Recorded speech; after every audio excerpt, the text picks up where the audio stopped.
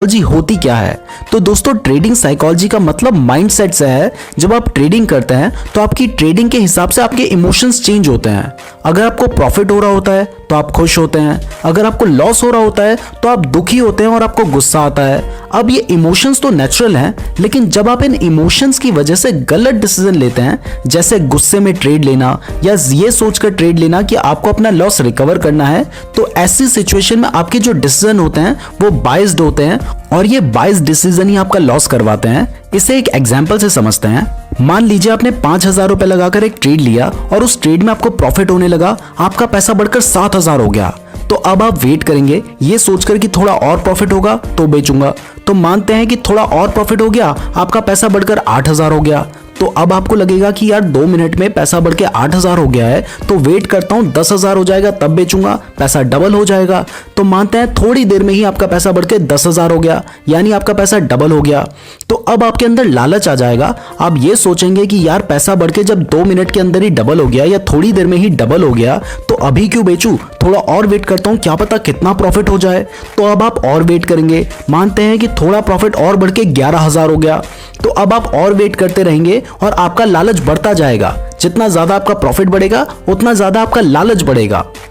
और इसमें आपकी कोई गलती नहीं है, ये ह्यूमन नेचर है। जैसे जैसे प्रॉफिट बढ़ता है वैसे वैसे हमारा लालच भी बढ़ता है। लेकिन मान लीजिए कि अब 11,000 का प्रॉफिट होने के बाद शेयर की प्राइस गिरने लगी, क्योंकि कितना ज्यादा बढ़ेगी, एक टाइम के बाद गिरेगी भी। तो मानते हैं अब गिरकर आपका प्रॉफिट 9,000 का हो गया। तो अब आपको लगेगा कि यार एक बार वापस 10,000 हो जाए ना तब बेच दूंगा। मतलब उस टाइम पे भी आप सेटिस्फाइड नहीं होंगे, आपके जो इमोशंस है वो उस टाइम पे भी कंट्रोल पे नहीं रहेंगे। तो अब मानते हैं कि आपको थोड़ा और लॉस हो गया और आपका पैसा घटकर 6,000 हो गया। तो अब आप बहुत ज्यादा दुखी हो जाएंगे, खुद को कोसने लगेंगे कि यार जब पैसा 10,000 हो गया था तब नहीं बेचा, अब 1,000 रुपए के प्रॉफिट में क्या बेचूं। तो अब आप सोचेंगे कि यार थोड़ा वेट और करके देख ही लेता हूं, क्या पता वापस प्रॉफिट हो जाए। लेकिन इस बार आपका प्रॉफिट बढ़ने की जगह आप लॉस में आने लगे और आपको 500 रुपए का लॉस होने लगा। अब ये देखकर आपको गुस्सा आने लगेगा और बहुत ज्यादा दुखी भी हो जाएंगे कि यार अच्छा खासा प्रॉफिट हो रहा था, 1,000 रुपए के प्रॉफिट में ही बेच देता, अब तो 500 रुपए का लॉस होने लगा। अब आप यहां पे सोचेंगे कि यार नहीं चाहिए प्रॉफिट, बस मेरा पैसा वापस आ जाए, वापस मुझे कोई लॉस ना हो तो बेच दूंगा। लेकिन हो सकता है इसके बाद आप और लॉस में जाने लगे और आपको 2,000 रुपए का लॉस होने लगे। तो यहां पे आपको और ज्यादा डर लगने लगेगा। आपको लगेगा कि यार कहीं सारा लॉस ना हो जाए, इससे पहले कि बेच देता हूं, और आप उसे लॉस में बेच देंगे। तो कहां तो आपको प्रॉफिट मिल रहा था, आपको प्रॉफिट दिखाई भी दिया था, लेकिन अल्टीमेटली आपको लॉस ही हो गया। अब इसके बाद भी आप रुकेंगे नहीं, आप दूसरा ट्रेड लेंगे और लॉस रिकवर करने की सोचेंगे। अब क्योंकि आप लॉस रिकवर करने की सोच रहे हैं, तो फिर आप अपने इमोशंस पर कंट्रोल नहीं रखेंगे, जिसकी वजह से आपको और ज्यादा लॉस हो जाएगा और इस तरीके से आपको हमेशा लॉस होता ही रहेगा। तो अगर आपके साथ ऐसा हो रहा है, जो कि मैं जानता हूं कि आप में से ज्यादातर लोगों के साथ ऐसा हो रहा होगा, तो इसका मतलब है कि आपको अपने इमोशंस पर कंट्रोल करने की जरूरत है। बट दोस्तों प्रॉब्लम यह है कि इमोशंस पर कंट्रोल करना कुछ ऐसा नहीं है कि मैं आपको आज कहूं कि भाई आज से लालच मत करना, आज से डरना नहीं, तो आप लालच करना या डरना बंद कर देंगे। जैसे आप ट्रेड लेंगे ना, उसके बाद वो सारे इमोशंस वापस आ जाएंगे। तो इसके लिए आपको कुछ रूल्स सेट करने होंगे और उन रूल्स को जब आप स्ट्रिक्टली फॉलो करेंगे तभी आप उन इमोशंस को कंट्रोल कर पाएंगे। तो चलिए दोस्तों अब उन रूल्स को जानते हैं। सो दोस्तों पहला रूल है कि जब भी आप ट्रेड करते हैं तो किसी ना किसी लॉजिक के बेसिस पे करें। यानी आपको पता होना चाहिए कि अगर आपको लगता है कि शेयर की प्राइस बढ़ेगी तो वो क्यों बढ़ेगी, उसके पीछे कोई लॉजिक होना चाहिए। चाहे आप सपोर्ट रेजिस्टेंस देख रहे हो, मूविंग एवरेज देख रहे हो, कैंडलस्टिक पैटर्न देख रहे हो, इंडिकेटर्स देख रहे हो, या फिर प्राइस एक्शन का यूज कर रहे हो, चाहे आप कोई भी लॉजिक यूज कर रहे हो, लेकिन कोई ना कोई लॉजिक होना चाहिए जिसकी वजह से आप उस ट्रेड को ले रहे हैं। क्योंकि जब आप किसी लॉजिक के बेसिस पे ट्रेड करेंगे तब आप उस ट्रेड पर कॉन्फिडेंट रह पाएंगे। और अगर आप बिना किसी लॉजिक के ट्रेड करेंगे तो आपको कुछ समझ नहीं आएगा कि कहां पर बाय करना है, कहां पर सेल करना है, प्राइस कितना बढ़ेगी, कितना गिरेगी, और बिना लॉजिक के आपके गलत डिसीजन लेने के चांसेस बढ़ जाएंगे और फिर आप इमोशनल ट्रैप में फंस जाएंगे। इसलिए हमेशा लॉजिक का यूज करें। अब दोस्तों सेकंड रूल अपने इमोशंस पर कंट्रोल करने के लिए बहुत ज्यादा जरूरी है, और वो रूल ये है कि ट्रेड लेने से पहले ही आपको डिसाइड करना होगा कि आपका रिस्क और रिवॉर्ड रेशियो क्या होगा, या कहें कि आपका टारगेट और आपका स्टॉप लॉस क्या होगा। अगर आप पहले से स्टॉप लॉस और टारगेट डिसाइड नहीं करेंगे तो हो सकता है कि आप 1 या 2 बार उम्मीद से ज्यादा प्रॉफिट आपको हो जाए, लेकिन ज्यादातर ट्रेड्स में आपको लॉस ही होगा और जितना प्रॉफिट आप अर्न करेंगे उससे ज्यादा आपको लॉस हो जाएगा। इसलिए आपको ट्रेड लेने से पहले ही डिसाइड कर लेना है कि आपका रिस्क कितना होगा, यानी आपका स्टॉप लॉस कहां पे होगा, और आपका रिवॉर्ड कितना होगा, यानी कि आप टारगेट कितना रखेंगे। एग्जाम्पल, अगर आप 5,000 रुपए लगाकर ट्रेड ले रहे हैं तो आपने पहले ही डिसाइड कर लेना है कि आप कितना रिस्क ले सकते हैं या आप कितना रिस्क लेना चाहते हैं। अगर आप 1,000 रुपए का रिस्क लेना चाहते हैं तो फिर आप किसी भी हालत में उससे ज्यादा रिस्क ना लें। ज्यादातर लोग ये सोचकर स्टॉप लॉस नहीं लगाते हैं कि कहीं स्टॉप लॉस हिट होने के बाद प्राइस बढ़ गई तो नुकसान हो जाएगा। उनका ये सोचना गलत भी नहीं है, क्योंकि ऐसा होता है, लेकिन यहाँ पर आपको ये भी सोचना चाहिए कि अगर आपने स्टॉप लॉस नहीं लगाया और प्राइस बहुत ज्यादा गिर गई तो उसके बाद आपके पास कोई भी ऑप्शन नहीं बचेगा। इसलिए स्टॉप लॉस जरूर लगाएं और इसके साथ ही रिवॉर्ड या टारगेट भी डिसाइड कर लें। यानी अगर आपने 1,000 रुपए का रिस्क ले रहे हैं तो उस हिसाब से आप 2,000 रुपए का टारगेट रखो, उतना टारगेट होने पर सेल कर दो। और अगर आप एक फिक्स टारगेट नहीं रखना चाहते तो आप ट्रेलिंग स्टॉप लॉस का यूज कर सकते हो। ट्रेलिंग स्टॉप लॉस का मतलब होता है कि जब आप प्रॉफिट में आ जाते हैं तो उसके बाद आप अपना स्टॉप लॉस चेंज कर सकते हैं। जैसे जैसे प्राइस बढ़ती जाए आप उस हिसाब से अपना स्टॉप लॉस भी बढ़ाते जाओ, ताकि प्राइस गिरे भी तो भी आप प्रॉफिट में ही रहो।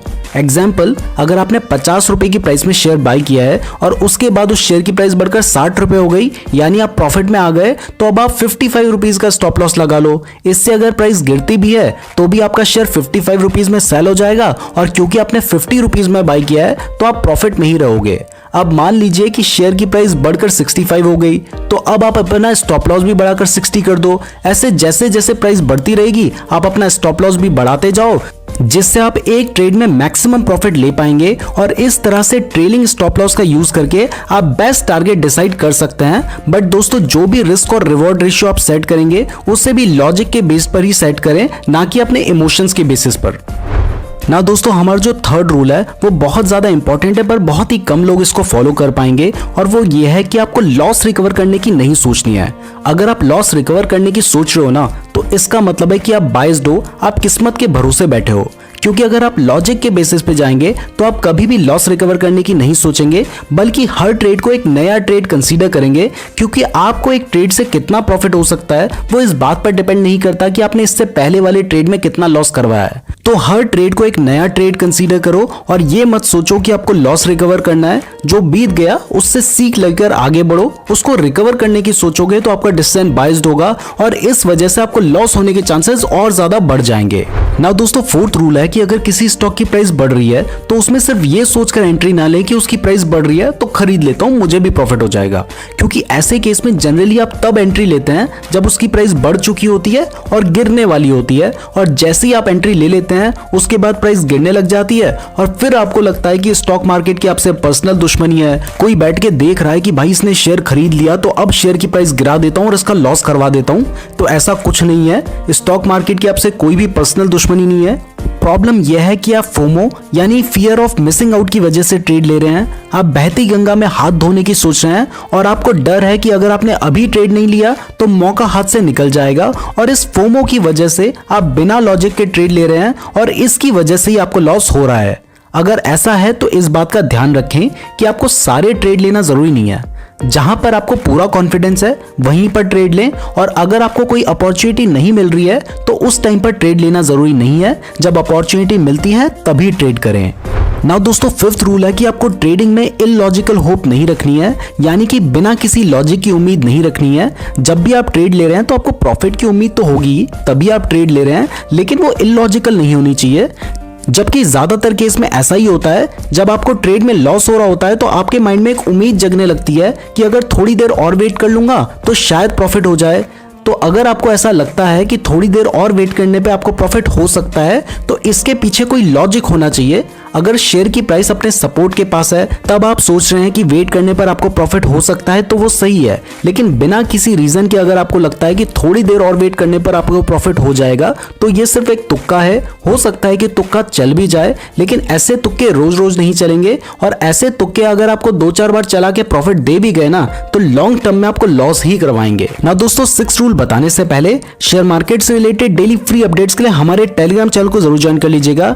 लिंक डिस्क्रिप्शन पे दिया गया गया है। हमारे नाम से बहुत फेक टेलीग्राम चैनल भी बने हैं, तो डिस्क्रिप्शन में दिए हुए लिंक से ही ज्वाइन करें। और हाँ, हमारा टेलीग्राम बिल्कुल फ्री है, हम आपसे कोई भी पैसे चार्ज नहीं करते हैं। ना दोस्तों, 6th रूल है कि आपको एक ट्रेड में उतना ही रिस्क लेना है जितना लॉस होने पर आपको कोई खास फर्क ना पड़े। अगर आप 1 लाख रुपए महीना कमाते हैं और आपको 10,000 रुपए का लॉस हो गया तो आपको दुख तो होगा, लेकिन इतना लॉस आप मैनेज कर सकते हैं। बट अगर आप 5,000 रुपए महीना कमाते हैं और आपको 10,000 रुपए का लॉस हो गया तो ये लॉस आपके लिए बहुत बड़ा होगा, और ऐसी सिचुएशन में आप अपने इमोशंस पर कंट्रोल नहीं रख पाएंगे और उस लॉस को रिकवर करने के लिए आप गलत डिसीजन ले सकते हैं। इसलिए उतना ही रिस्क लें जितना मैनेज कर सकते हैं। और इसके अलावा आप जानते हैं कि मैं अपनी हर वीडियो में आपको बोलता हूं कि लोन लेकर इन्वेस्टमेंट या ट्रेडिंग ना करें। ये बोलने के पीछे लॉजिक भी साइकोलॉजी है। अगर आप लोन लेकर ट्रेडिंग करेंगे तो कभी भी आप अपने इमोशंस पर कंट्रोल नहीं रख पाएंगे। जैसे ही आपको लॉस होने लगेगा आप डर जाएंगे और लॉस में ही उसको सेल कर देंगे। इसलिए इस रूल को स्ट्रिक्टली फॉलो करें और एक ट्रेड में उतना ही रिस्क लें जिससे आपको कोई खास फर्क ना पड़े। ना दोस्तों, 7th रूल है कि आप एक दिन में कितने ट्रेड लेंगे ये भी आपको पहले ही डिसाइड कर लेना चाहिए। एक सक्सेसफुल ट्रेडर बनने के लिए कब ट्रेड लेना है ये जानने से ज्यादा जरूरी है कि कब ट्रेड नहीं लेना है और कितना ट्रेड लेना है, क्योंकि trading is 70% waiting and only 30% trading. यानी ट्रेडिंग करते वक्त आपको सही अपॉर्चुनिटी का वेट करना होता है और सिर्फ अपॉर्चुनिटी मिलने पर ही ट्रेड करना होता है। और अगर आप एक बिगिनर हैं तब तो आपको ये डिसाइड पहले से ही कर लेना चाहिए कि आप एक दिन में 4 या 5 ट्रेड लेंगे, क्योंकि कई बार आप इमोशंस में बहकर दिन भर ट्रेड लेते रहते हैं, जिससे स्टार्टिंग में तो आपको प्रॉफिट हो जाता है लेकिन मार्केट क्लोज होने तक आप अपना लॉस करवा ही लेते हैं। इसलिए कुछ रूल्स अपने पहले से बना कर रखें। ना दोस्तों, 8th रूल है कि पेशेंस रखें। अगर आप ट्रेडिंग से पैसे कमाना चाहते हैं तो कोई भी डिसीजन लेने में जल्दबाजी ना करें। ना तो शेयर खरीदने में जल्दबाजी करें और ना शेयर बेचने में जल्दबाजी करें। सारे डिसीजन सोच समझ कर लें और पेशेंस के साथ लें। ना दोस्तों, 9th रूल बहुत ज्यादा इंपॉर्टेंट है और वो ये है कि आपको अपने रिस्क को मैनेज करना है। मतलब स्टॉप लॉस लगाने के अलावा भी जब आप ट्रेड ले रहे हैं तो आपको अपनी पोजीशन का साइज भी एकदम से नहीं बढ़ाना है। इसको एक एग्जांपल से समझते हैं। तो अगर आपने 5,000 रुपए लगाकर ट्रेडिंग स्टार्ट की तो हो सकता है आपको फर्स्ट डे ही 100% रिटर्न मिल जाए और आपका पैसा डबल यानी 10,000 हो जाए। अब ऐसा होने पर ज्यादातर ट्रेडर्स क्या करते हैं, वो पूरे 10,000 लगाकर अगले दिन ट्रेड करते हैं। अब मान लीजिए नेक्स्ट डे भी आपको 100% रिटर्न्स मिल गए और आपका पैसा 20,000 हो गया, लेकिन आपको रोज रोज तो प्रॉफिट नहीं होगा, एक ना एक दिन तो लॉस होगा ना। तो जिस दिन आपको लॉस होगा तो उस दिन क्या होता है कि आपने, क्योंकि पूरे पैसे आपको लगाने की आदत है, तो अब आपने मान लीजिए पूरे 20,000 रुपए लगाकर ट्रेड लिया तो हो सकता है आपको पूरे 15,000 का लॉस हो जाए और आपको फिर वापस से स्टार्ट करना पड़े। और कई बार तो पूरा पैसा भी डूब जाता है। स्टॉप लॉस लगाने के बावजूद फिर आप दूसरा ट्रेड लेंगे, उसमें भी लॉस होगा, फिर लॉस होगा और इससे बहुत ज्यादा लॉस होगा। अल्टीमेटली आपके हाथ में कुछ नहीं बचता। तो आपको अपनी पोजीशन का साइज एकदम से नहीं बढ़ाना है। अगर आपने 5,000 से स्टार्टिंग की है और आपको पहले दिन ही प्रॉफिट हो गया तो अगले दिन उस प्रॉफिट का यूज ना करें, वही 5,000 रुपए लगाकर ट्रेड करें। ऐसे कुछ टाइम तक अपनी पोजीशन का साइज ना बढ़ाएं, इससे आप ज्यादा सेफ रहेंगे और आप अपने इमोशंस पर भी कंट्रोल रख पाएंगे।